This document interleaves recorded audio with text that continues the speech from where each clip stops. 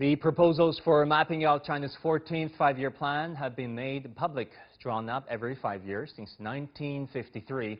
The five-year plan is a major feature of China's governance, setting up growth targets and economic and social development to ensure national strategies keep pace with the times.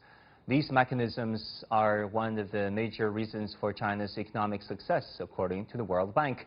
China's GDP per capita has grown from the equivalent of 89.5 in 60 to more than $10,000 in 2019. That is a 115-fold increase.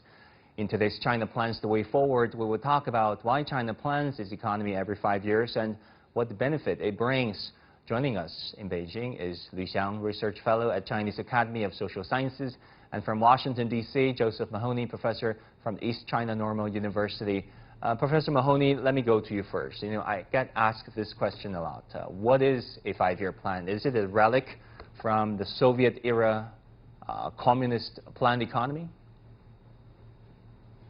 Well, it certainly has its historical connection to what the Soviets started. The centralized planned economy has been a feature of the PRC since its founding in 1949. And as you noted, the first five-year plan was instituted in 1953.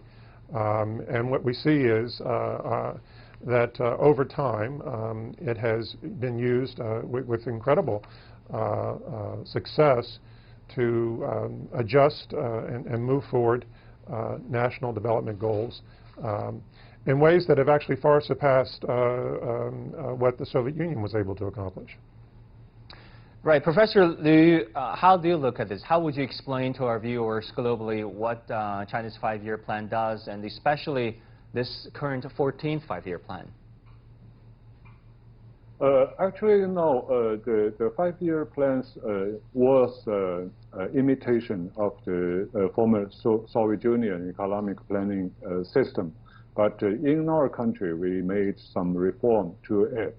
And in the past 70 years, the five-year plan has been the major driving force for China's economic development. It has made a lot of contribution to the growth of China's economy, either before the opening up and before and after the reform. And then can you, walk us through this whole mechanism, the process? I mean, throughout history since 1953, when China made its first five-year plan, how those plans were different from, say, the plans after the reform and opening up initiated by Deng Xiaoping until, China still makes five-year plans. Okay, before the reform, I'd say that the plan was kind of rigid, and we made a lot of achievements in that time, but we also got some serious lessons. For example, in the late 50s, in the period of the second five-year plan, we made, how to say, too aggressive, some goals that are too aggressive, and we encountered various difficulties. But after reform, it's very clear the market economy become the driving force of our country. And then the plan, we abandoned, our central government abandoned the instructional planning system. And now the plan is very well, how to say, it's very well combined with our market economy. Professor Mahoney, how do you look at how they're able to adapt to changing circumstances and changing times and stay relevant over the decades? Well, I think one of the things that we see is that there have been generational changes in leadership that have in various ways overlapped with these new plans, and they've offered an opportunity to rethink and to create adjustments that move past former vested interest and sort of constantly move the country forward to put the political system in a position of responsible stewardship. And so what we've seen is that there's been this constant, every 5 years or every 10 years, this moment where there's a pause, there's a re-examination of what is generally referred to as the primary contradiction, but also the secondary contradictions facing development and national growth. And so this has provided this mechanism for constantly reforming and being results-oriented. You know, some in the West are saying that China is faking its numbers to meet the targets set out by these 5-year plans. How would you respond to those doubts? You're talking to me? Yeah, Professor Mahoney, please go ahead. You know, I think that there's always a question about how perfect data is, but I think the results speak for themselves. You know, when you look at there are allegations that China has faked the COVID-19 numbers, but we see that that's not actually the case. You know, I think the proof is in the pudding. China's economy in the world. It's terrified the United States with its rising position. And so whatever the actual number is, the real material achievements speak for themselves. And Professor Liu, implementation is considered key here. So how does China ensure that once a plan is made, there will be follow-ups and there will be good implementation? In most cases, our plan the 5-year plans are implemented very well because, you know, we have a vertical leadership system all around the country. If the central government makes a plan, or local, provincial and the local government, local governments will follow the instructions. But, you know, actually, our 5 years plan has the style and the scope has been changed a lot.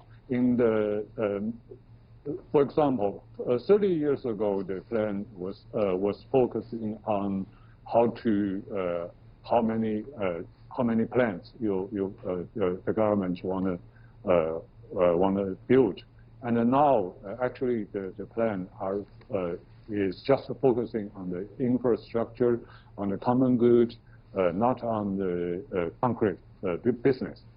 So in today's China, actually, if you run a business, you are totally free from the central government, the plan of the central government, but you can benefit from the country's construction of the infrastructure and other softer side welfare for the whole people.